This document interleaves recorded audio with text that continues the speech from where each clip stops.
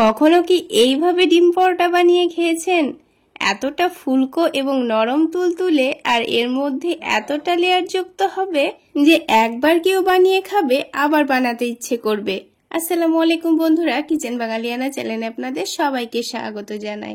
আজকে আমি আপনাদের সঙ্গে শেয়ার করব আরো একটি নতুন ধরনের দারুণ টেস্টি ফুলকো নরম তুলতুলে ডিম পরোটা রেসিপি। সকালের নাস্তায় বলুন বা বাচ্চাদের স্কুল টিফিনের জন্যই কিংবা রাতের ডিনারে কোনো রকম সবজি করার ঝামেলা ছাড়াই এই ফুলকো নরম তুলতুলে লেয়ার যুক্ত পরোটাগুলো বানিয়ে খেতে পারবেন। আর একবার বানিয়ে খেলে আবার বানাতে ইচ্ছে করবে, এতটাই টেস্টি হয়। তো এই ডিম পরোটাগুলো তৈরি করে নেওয়ার জন্য এখানে 1 কাপ পরিমাণ ময়দা নিয়ে নিচ্ছি। চাইলে আপনারা ময়দার পরিবর্তে আটাও নিতে পারেন। তারপর এর মধ্যে স্বাদমতো লবণ আর চিনি দিয়ে দিচ্ছি আর 1 টেবিল চামচ পরিমাণ সয়াবিন তেল দিয়ে দিচ্ছি। এখানে ময়দার পরিমাণ বেশি নিলে কিন্তু লবণ, চিনি আর তেলের পরিমাণটাও একটু বাড়িয়ে নিতে হবে। তারপর এখানে সামান্য পরিমাণ বেকিং পাউডার দিয়ে দিচ্ছি।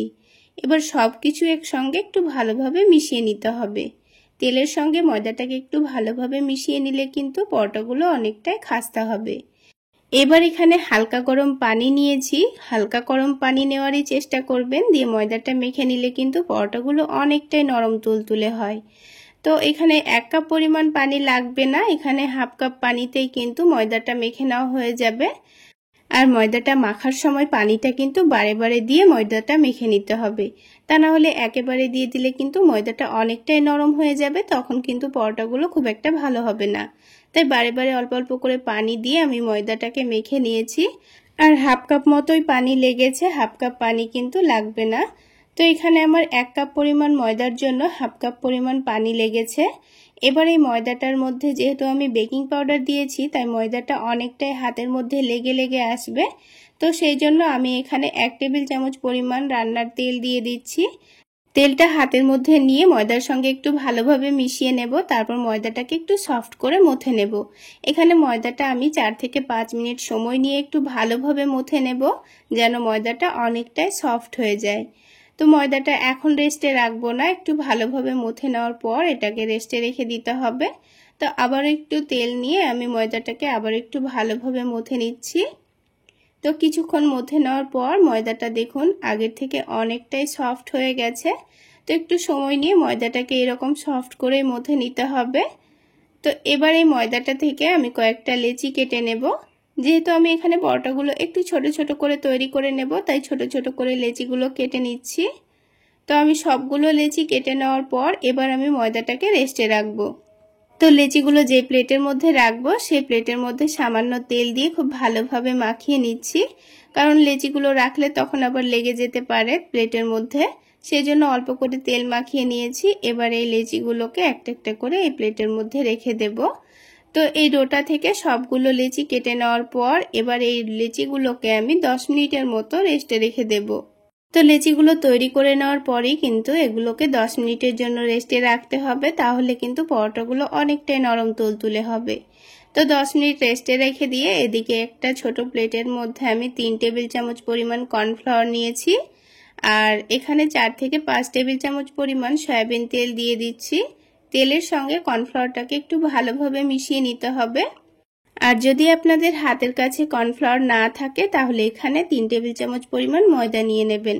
তো এখানে পরোটাগুলো তৈরি করার পরিমাণ অনুযায়ী কিন্তু এখানে ময়দা বা কর্নফ্লাওয়ার নিয়ে নিতে হবে। যেহেতু আমি অল্প করে তৈরি করে নিচ্ছি তাই অল্প করে নিয়ে নিয়েছি। যদি বেশি করে তৈরি করতে চান তাহলে এখানে ময়দা বা কর্নফ্লাওয়ারের ব্যাটারটা কিন্তু একটু বেশি করেই তৈরি করে নিতে হবে। তো দেখুন এরকম একটু ঘন করেই ব্যাটারটা রেডি করে নিয়েছি। তারপর এক সাইডে রেখে দিয়ে এদিকে আলাদা একটা প্লেটের মধ্যে দুটো ডিম ভেঙে নেব। তো যেহেতু আমি ডিম পরোটা তৈরি করে নিচ্ছি তাই এখানে ডিমটা ভেঙে নেব। আপনারা ডিম ছাড়াও কিন্তু পরোটাগুলো তৈরি করে নিতে পারেন। তো ডিমের মধ্যে স্বাদমতো লবণ দিয়ে দিচ্ছি, তারপরে সামান্য পরিমাণ গোলমরিচের গুঁড়ো দিয়ে দেব, তারপরে দিয়ে দেব সামান্য পরিমাণ কাশ্মীরি রেড চিলি পাউডার, তারপরে অল্প করে একটু চাট মশলা দিয়ে দেব। এখানে চাট মশলা দিলে কিন্তু দারুণ লাগবে খেতে। তো ব্যাস, এখানে আর অন্য কোনো মশলা দেওয়ার দরকার নেই, খুব ভালোভাবে মিশিয়ে নিলেই কিন্তু হয়ে যাবে। তো হ্যান্ড উইক্স দিয়ে খুব ভালোভাবে মিশিয়ে নিয়েছি। আর দেখুন আমি কিন্তু ডিমটা একটা প্লেটের মধ্যে মিশিয়ে নিচ্ছি, কারণ প্লেটের মধ্যে মিশিয়ে নিলেই কিন্তু পরোটাগুলো তৈরি করতে সুবিধা হবে। তবে আপনারা চাইলে বড় একটা বাটির মধ্যেও এই ডিমটা মিশিয়ে নিতে পারেন। এবার এটাকে এক সাইডে সরিয়ে রেখে এদিকে এই লেচিগুলো 10 মিনিট রেস্টে রাখা হয়ে গেছে। আর দেখুন লেচিগুলো কিন্তু আগের থেকে অনেকটাই নরম তুলতুলে হয়ে গেছে। এবার একটা একটা করে রুটিগুলো বেলে নেব। তো অল্প করে একটু ময়দা ছড়িয়ে দিয়ে আমি রুটিগুলো বেলে নিচ্ছি। তো রুটিটাকে একটু পাতলা করে বেলে নিতে হবে। তো দেখুন আমি রুটিটা কিন্তু একটু পাতলা করে বেলে নিয়েছি। এবার যে কর্নফ্লাওয়ারের মিশ্রণটা রেডি করে রেখেছিলাম এখান থেকে আমি 1 টেবিল চামচ পরিমাণ নিয়ে এই রুটির ওপর রেখে দেব। তারপর রুটির চারিদিকে এই মিশ্রণটাকে খুব ভালোভাবে লাগিয়ে দিতে হবে। তো যেহেতু আমি এই পরোটার মধ্যে একটু লেয়ার করব, তাই কিন্তু একটা ছুরি দিয়ে এক সাইডে একটু কেটে নিচ্ছি। তারপর এটাকে খুব ভালোভাবে চেপে চেপে রোল করে নিতে হবে। তো দেখুন আপনারা দেখে নিশ্চয়ই বুঝতে পারছেন আমি কাজটা কিভাবে করে নিচ্ছি।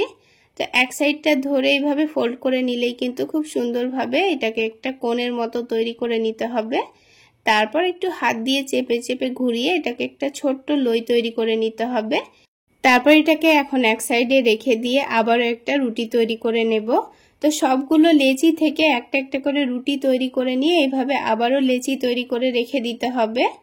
তো দেখুন আবারও একটা কিন্তু রুটি আমার তৈরি করা হয়ে গেছে। ঠিক একইভাবে মিশ্রণটা আবারও লাগিয়ে দিয়েছি।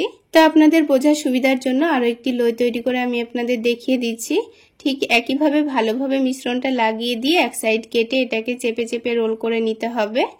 তারপর এটাকে ঘুরিয়ে ঘুরিয়ে ভাঁজ করে নিয়ে রেখে দিচ্ছি। তো সবগুলো লই তৈরি করে রেখে দেব। এই লইগুলো তৈরি করা হয়ে গেলে এই লইগুলোকে আবারও 10 মিনিটের জন্য ঢেকে রেস্টে রেখে দেব। এখানে কিন্তু অবশ্যই রেস্টে রাখতে হবে, তাহলে পরোটাগুলো খুব সুন্দর বেলে নেওয়া হয়ে যাবে। আর সাথে সাথেই যদি পরোটাগুলো তৈরি করতে যান তাহলে কিন্তু খুব একটা ভালো তৈরি হবে না।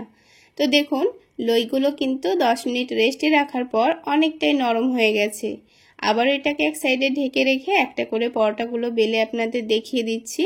দেখুন কত সুন্দর বড় হয়ে যাচ্ছে। আর সাথে সাথেই যদি পরোটাগুলো বেলতে যান তবে কিন্তু পরোটাগুলো খুব একটা বড় হবে না, অনেকটা অসুবিধা হতে পারে।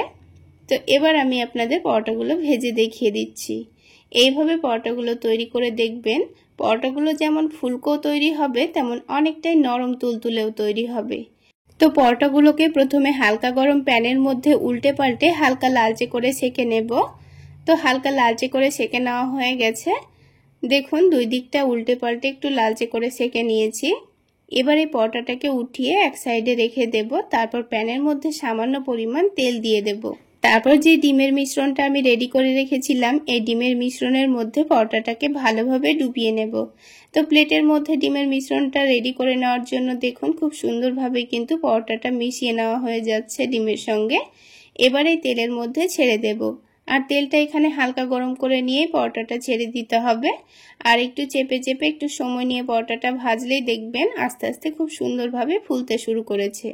আর এখানে গ্যাসের ফ্লেমটা যদি বাড়িয়ে রাখেন তাহলে কিন্তু ডিমটা পুড়ে যেতে পারে আর পরোটাটা কিন্তু তখন ফুলবে না। তো দেখুন কত সুন্দর পরোটাটা ফুলকো তৈরি হয়েছে। এবার আমি পরোটাটা তুলে নিচ্ছি। ঠিক একইভাবে আমি বাকি পরোটাগুলো ভেজে নেব। তো আপনাদের বোঝার সুবিধার জন্য আমি আপনাদের আরও একটি পরোটা তৈরি করে দেখিয়ে দিচ্ছি। তাহলে বন্ধুরা আজকের এই লেয়ারযুক্ত ডিম পরোটা আপনাদের কেমন লাগলো অবশ্যই কমেন্ট সেকশনে জানাবেন। আর ভালো লাগলে একটা লাইক শেয়ার করে দেবেন।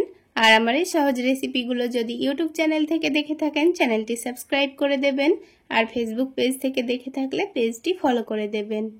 তো বন্ধুরা দেখুন আরও একটি পরোটা কিন্তু আমাদের বলের মতো ফুলকো তৈরি হয়েছে। এই পরোটাটাকেও ঠিক একইভাবে ভেজে তুলে নিয়েছি। আর ঠিক সবগুলো পরোটাই কিন্তু এই রকমই ফুলকো তৈরি হয়েছে। এইভাবে ডিম পরোটাগুলো বানিয়ে যদি সকালবেলায় বানিয়ে রাত্রেবেলায় খান তাও কিন্তু অনেকটাই নরম তুলতুলে থাকবে। এবার একটা ডিম পরোটা ছিঁড়ের ভেতরটা আপনাদের দেখিয়ে দিচ্ছি। দেখুন কতটা পাতলা পাতলা লেয়ার বোঝা যাচ্ছে। তাহলে বন্ধুরা আজকে এই পর্যন্তই। সকলে অনেক বেশি ভালো থাকবেন, সুস্থ থাকবেন। দেখা হচ্ছে আরো একটি নতুন রেসিপি নিয়ে নেক্সট এপিসোডে।